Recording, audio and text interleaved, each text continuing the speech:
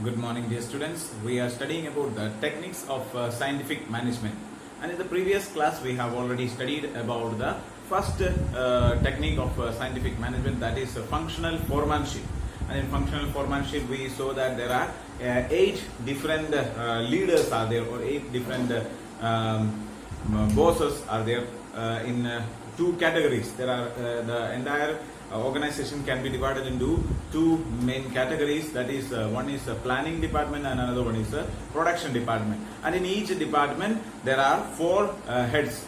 Okay, so in the first one there are a route clerk, instruction card clerk, time and post clerk, and discipline officer. Okay, so these 4 supervisors are there. And in the production department there is a gang boss, speed boss, repair boss, and the inspector. All these people are there. So there are 8 people, those who are controlling the workers. Okay, so that is the first technique of scientific management. Okay. Then the next technique that we have to study is the standardization of work. Okay. The standardization means setting standards for different activities after due deliberation. For example, the amount of work to be done by a worker in a day may be standardized. In other words, the worker is expected to do the standard amount of work every day. In the same manner, standards may also be set for raw materials, machines, and tools, techniques, conditions of work, etc. So standardization means that bringing a standard for the work that we are performing. Okay, so if there is a worker and we know, see, like we have to calculate, we will calculate the amount of time required for performing a job, and the type of difficulty about the job, all these type of things they will calculate. So if you see, for example, if a worker in a day works around 8 hours, okay, so if a worker takes 1 hour time for making a product, in one day a worker can perform 8 outputs, or 8 products he has to produce. So that is the standard output that expected from a worker. So imagine that there are 100 workers working. Okay, so if there are 100 workers working, altogether there should be 800 output. Okay, so each employee has to perform, or each employee has to produce 8 output. And there should also be a quality, particular quality should be kept in mind about the quality of the product. In that also there is a standard maintained. So what should be the standard size? Okay, if there is a product, it should be, the length should be this much, the height should be this much, and the color should be like this. All these type of things are decided. So in that way the standard is decided. Okay, so the standard products are there, and the standard number of product that an employee has to be produced, that will be decided. So if an employee is unable to produce this one, then it is considered that an employee is inefficient, or there is some problem with the employee. Okay, or if imagine that, see, like there are if there are total 100 employees are there, so these 100 employees are divided into 5 groups, and in each group there are 20 employees each. Okay, so there will be one departmental head. Okay, so if there are 5 departments are there, 5 groups are there, and in all 4 groups are able to achieve the targets, but if one group is not able to achieve, maybe like as average they are producing only 6 outputs. Okay, so it shows that there is some problem with the manager, or there is some problem with the that particular group. Okay, so they will study what is the problem. Okay, so that is what the work that they are doing is about the standardization of work. So each and every work that the employee has to be performed, that they will decide what and how, and also the weight.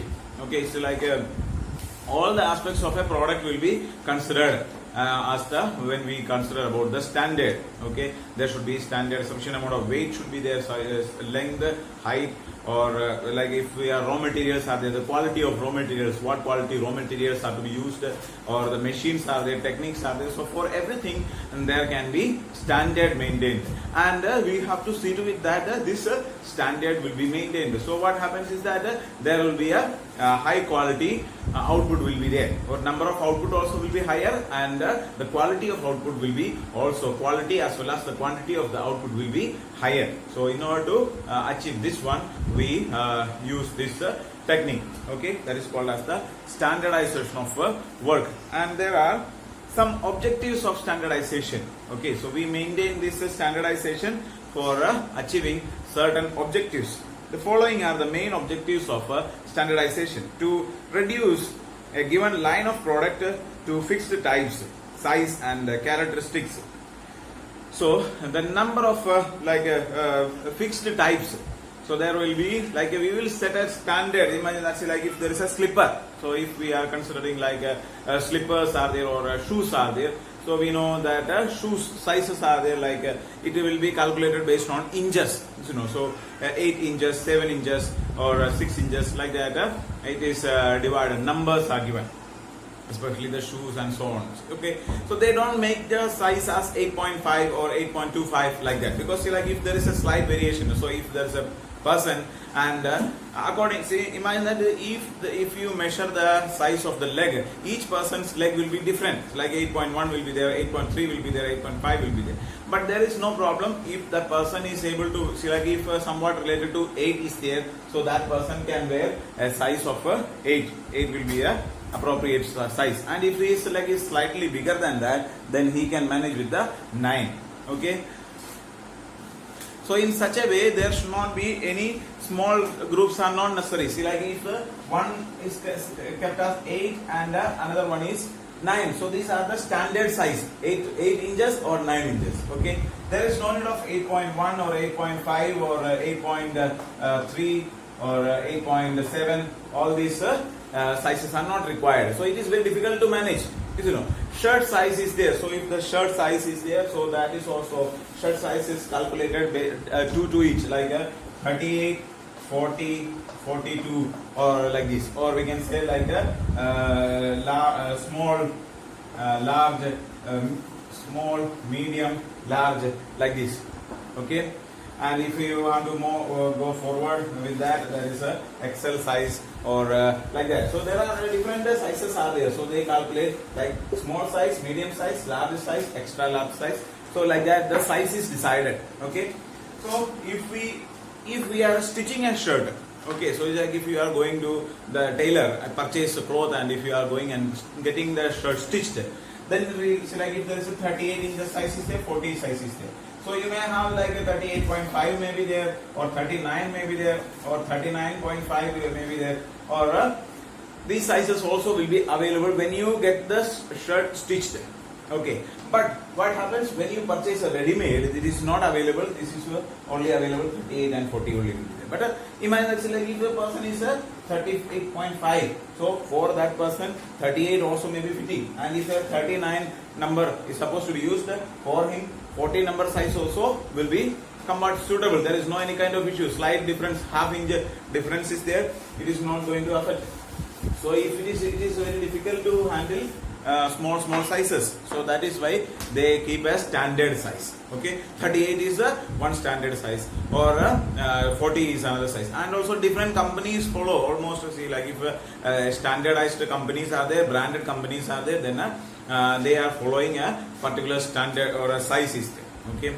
So there is a limit also. So how much it should be? See, like if it is a medium size shirt, how much should be the total length? How much should be the width? All these things they will calculate and they will say.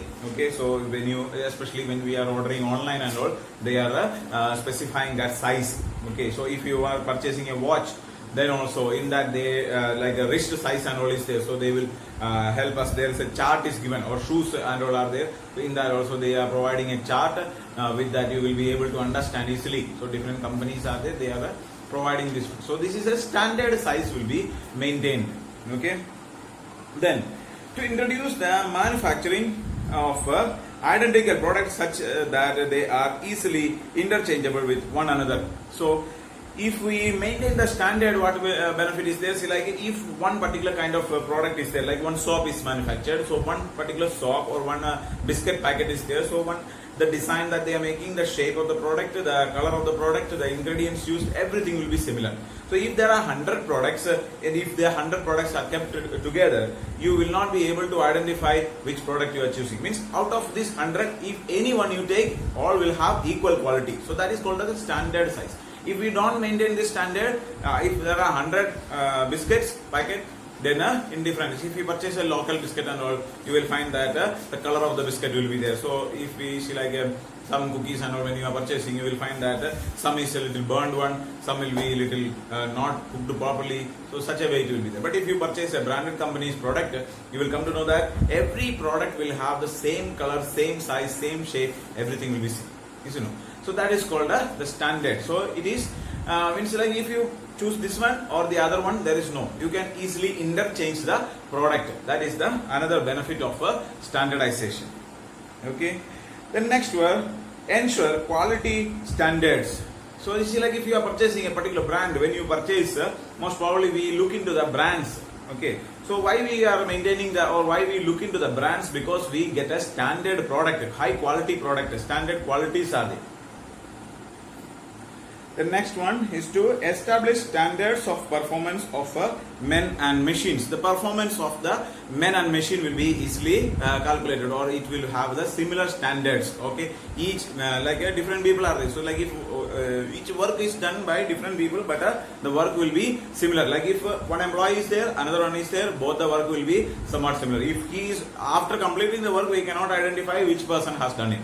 Okay, sometimes if the standard is not maintained, we can make that, see, like if one worker is there, so he is not efficient, another one is efficient one, and another one is average one. So we can see the difference of the work. But if all the employees are qualified enough, or all the employees are, if we are maintaining the standards, if they will compel the employees to maintain the standard. So after completing the work, we cannot identify who has manufactured this one.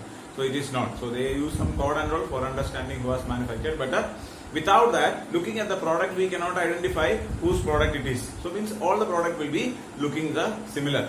Okay. So that is about the standardization. Okay. Then next we have to study is about the simplification. Next step is there. Simplification means putting an end to the unnecessary types, qualities, size, weights, etc. For example, it is all right for a shoe manufacturing company to manufacture a shoe 0, 1, 2, 3, 4, 5 sizes. But if it starts manufacturing shoes 0, 0.5, 1, 1.25, 1.5 like that. So if a smaller quantity, so as I told you about the standardization, so standardization also is connected with like simplification is also connected with the standardization. So in standardization we maintain the standard, and in simplification we make it as a symbol, means a common measure will be taken in case of size, or in case of the type of the product that they are manufacturing. Okay. It will be simply wrong. There is no justification in the difference of such sizes. In such situation, different types of machines shall have to be installed. More stock have to be maintained, and increased labor cost shall have to be borne. Therefore, it is advisable to manufacture shoes only of proper sizes. In other words, simplification of the product is the answer. So simplification means that, see, as I told you when we about standardization, so this is there. So simplification means that making a symbol, or making a standard size. Okay. So imagine that, see, like as I told you in this one, see, like if shoe size is there, or like 1, 2, 3, or like that, we can maintain the shirt. It is not possible like 1.2, 1.5, 1.75, like that, different small categories. If you maintain, then it will not be suitable. It is very complicated. We will have to spend a lot amount of time. And see, like if we different machines, like if we are considering only 1 and 2 and 3. Okay, so only 3 machines required for manufacturing these means 3 type of machines. The number of machines may be different, but 3 machines only required. But if we want to maintain like these small units are there, so then we will have so much confusion. Large amount of machines has to be maintained, as well as a large amount of stock has to be maintained. So then there will be lot amount of confusion. And if we come to the showroom also, like even if nowadays if you go to the shops, even in our local area, and if you go for purchasing a shoe, and if you ask if you like one particular type of shoes or a sandal or anything like that, then what happens is that when you see, like if you ask for 8 number, so sometimes 8 may not be available, or 9 number. So most of, if you go to a big shop or a particular showroom like Bata showroom and all is there, or Adidas or such kind of shoe shops and all, if you are going, every size will be available there. But in local shops and all, if you go, then sometimes these different numbers may not be available. And if even after being it is in bigger numbers, but sometimes what happens is that if we maintain very small, very minute kind of sizes, then it will be very much difficult to maintain. Okay, and there is no much benefit also. So if a person who is wearing a shirt or wearing a shoes, if it is slightly bigger or smaller, it is not going to affect much. Okay, so that is why we can say that that is not necessary. So in order to avoid these kinds of confusions, we use simplification. Okay. So objectives of simplification, affecting economy in the use of machines. So large amount of machines, large number of machines may not be required. So because of that, a large amount of investment is not necessary to be invested in case of machines. So there is a benefit in that. See, like if we have to maintain like 10 types of products has to be manufactured, then 10 machines required. But only 4 or 5, only 3 or 4 machine types are used, then only that many machines will be required. So money spent for the machinery will be very much low. Then bringing down the labor cost with the help of specialization. The benefit of specialization can be obtained by restricting specialization only to a few products. So the, see, like if each and everything is there, then the employees will be working for different things, and it will create so much amount of confusion. But if we maintain only particular size and one particular employee is working on that particular size only, so he is manufacturing only 7 number shoes, then he will become expert in that, he will become specialist in that. So the benefit of specialization can be enjoyed in this one. So that is another benefit. Then affecting economy in the staff. Okay, so large number of staff is not required, since the number of machineries are less number of employees only required. Staff also will be less. So investment in the staff or number of staff also can be reduced in that. So according to another example, a paper manufacturing company in USA started the work of simplification of types of papers it was manufacturing, and succeeded in reducing their types from 2000 to 200 only. The effect of such an exercise can simply be imagined. So you see, like earlier one company was producing 2000 types of papers. Okay, so different types of for a size are there. So like when you purchase like A4 size papers are there, A3 is there. So different size is there, different style of paper, thickness and its size based on that. So a company was producing around 2000 types of papers. Then after that, when they discussed or when they found that these all are unnecessary types, and they reduced the unnecessary types of products, and after that they found that they could reduce the number of products into 200, means 200 types of products only required. So they have to see like 1800 type of products are unnecessary, simply they were spending money on that. Okay, so that is about the simplification. So the remaining portion we study in the next class. Okay, thank you so much.